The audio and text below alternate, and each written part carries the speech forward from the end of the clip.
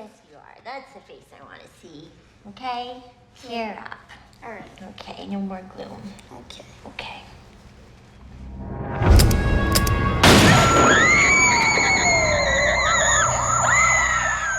Rob Zombie's Halloween was huge and remains the highest grossing movie in the entire franchise, so it makes sense that he would return to make a sequel to his remake.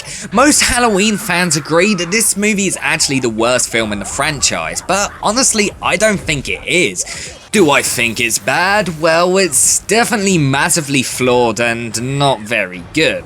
But I still don't think it's anywhere near as bad as Curse of Michael Myers or even Halloween 5. The film starts off where the previous movie left off. Laurie shoots Michael to death and is taken to hospital. The coroners take Michael away, but after they accidentally crash their car, Michael wakes up and gets away. Then he finds Laurie at the hospital and comes after her in a really intense and actually pretty scary opening that remains without a doubt the best part of the movie.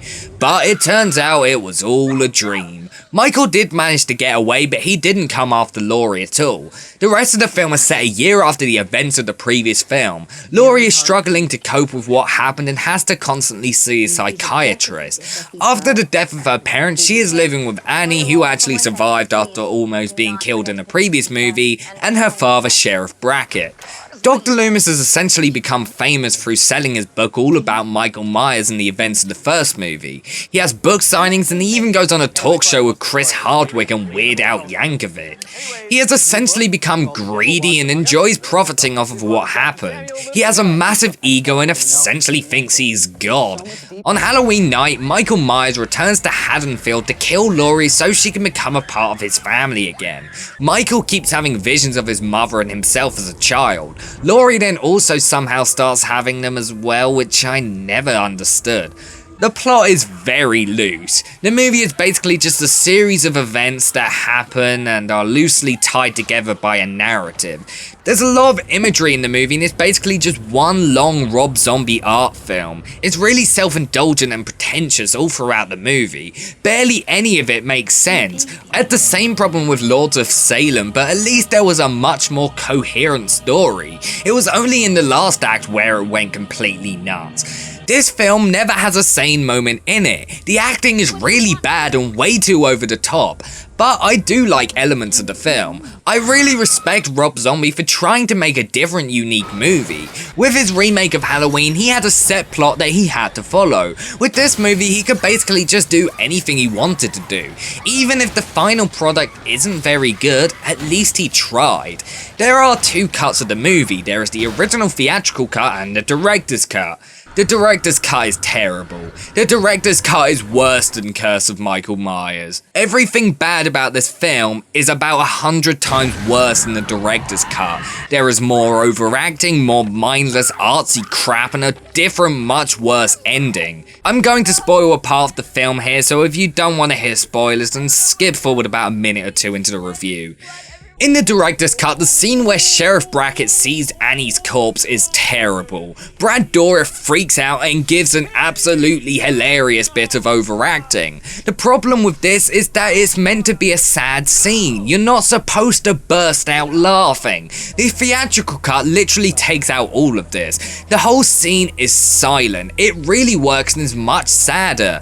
The ending is also very different. In the director's cut, Laurie is killed and Dr. Loomis survived, but in the theatrical cut, it's literally the other way around. The original ending actually makes much more sense and is much better. Also in the director's cut, you actually hear Michael Myers speak. I don't have a big problem with making him speak, but I have a massive problem with the fact that the only word he actually says is die. I mean, he hasn't spoken in 16 years. You'd think he would actually say something a bit more. There are also random changes throughout the film, such as the fact that the director's cut is set 2 years after the first movie, but the theatrical cut is set 1 year. I don't understand why it was changed because it really serves no purpose to the film. The theatrical edition is the version you should watch. It's 20 minutes shorter and vastly superior. It makes more sense, isn't as slow, and also doesn't have any really bad and overly long shots of overacting. In the UK, the only version of the film you can buy is the theatrical cut, so don't import the US version. It's weird that this director's cut is so different because the director's cut for the previous movie isn't actually that different at all. There are a few extended scenes, but nothing major. In short, Rob Zombie's Halloween 2 isn't very good any way you look at it. It's stupid, overly violent, and is massively pointless, but the theatrical cut is actually much more enjoyable than the director's cut. I give it a 6 out of 10. And that wraps up my re-reviews of the Halloween movies. I'm honestly not a massive fan of the Halloween series. There are only 2 movies that I really dislike, but still, apart from the first 2 movies in Halloween H2O, there aren't many films that I truly love. As a whole, it's a fun series and definitely one of the best slasher series ever made, but sadly the sequels aren't too great.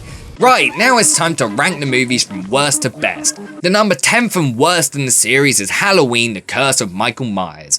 Number 9, Halloween 5: The Revenge of Michael Myers. Number 8, Rob Zombie's Halloween 2. Number 7, Halloween 3: Season of the Witch.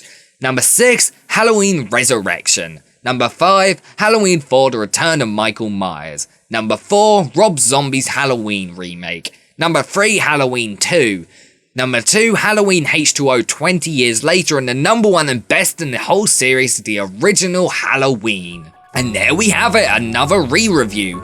There are technically only 2 more series I'm going to re-review for the moment, and the first of them won't actually be coming until the end of May, because that was when I originally reviewed the series. The next series I'm going to be re-reviewing will be the Friday the 13th series, which actually remains the most fun I've ever had making these reviews. Literally my only problem with reviews is the lack of enthusiasm in my voice, and I think that I can probably write a better review as well.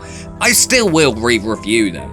The final Lost Boys review should be out soon, so stay tuned for that, and I apologise for the delay. And with that final review, we will wrap up horror season for another year.